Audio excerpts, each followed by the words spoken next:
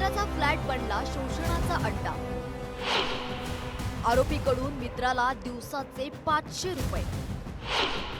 पोलिसांकडून मित्राची चौकशी सुरू। आतापर्यंत 8 आरोपी अटकेत। अमरावतीच्या परतवाडा परिसरातील तरुणींना प्रेमाच्या जाळ्यात ओढून त्यांचं लैंगिक शोषण करणे आणि त्यानंतर ब्लॅकमेलिंगच्या उद्देशानं अश्लील व्हिडिओ बनवून ते सोशल मीडियावर व्हायरल केल्याचा प्रकार समोर आला होता। या प्रकरणाचे धागेदोरे अमरावतीच्या कठोरा नाका परिसरातील एका रेसिडेन्सी पर्यंत पोहोचले आहेत। नुकत्याच झालेल्या पोलीस तपासातून याबद्दलची धक्कादायक माहिती समोर आली आहे। मित्राचा फ्लॅट शोषणाचा अड्डा।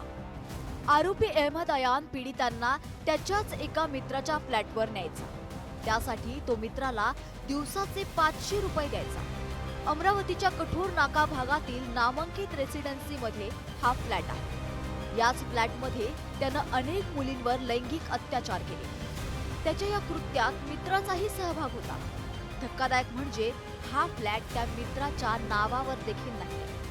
फ्लॅट आरोपीला देणाऱ्या मित्राची आता पोलिसांकडून चौकशी करण्यात येते।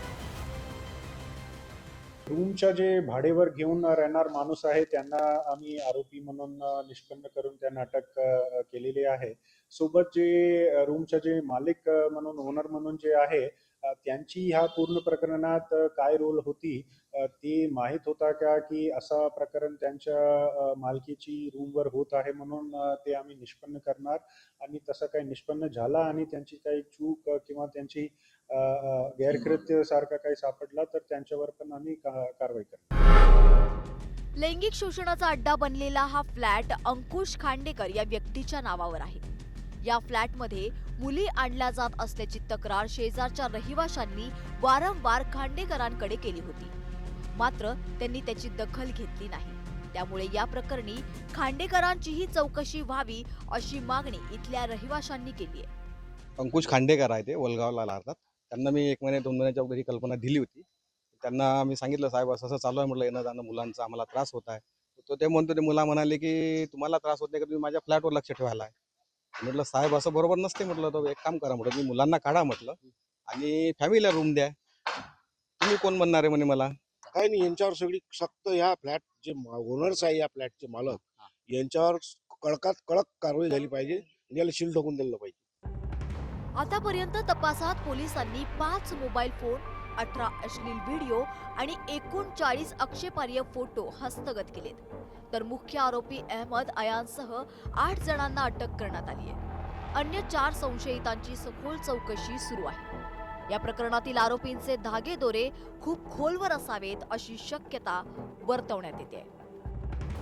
या प्रकरणी तपासासाठी 45 सदस्यांची एसआयटी तयार करण्यात आली आहे। त्यात एकूण 11 अधिकारी आणि 30 कर्मचारी असून 2 महिला अधिकारी आणि 1 सायबर अधिकारी आणि दुसरे क्राईम अधिकारी असणार आहेत। परतवाड्यातील या प्रकरणाची मुख्यमंत्री कार्यालयासह राज्य अल्पसंख्याक आयोगानं गंभीर दखल घेतली आहे।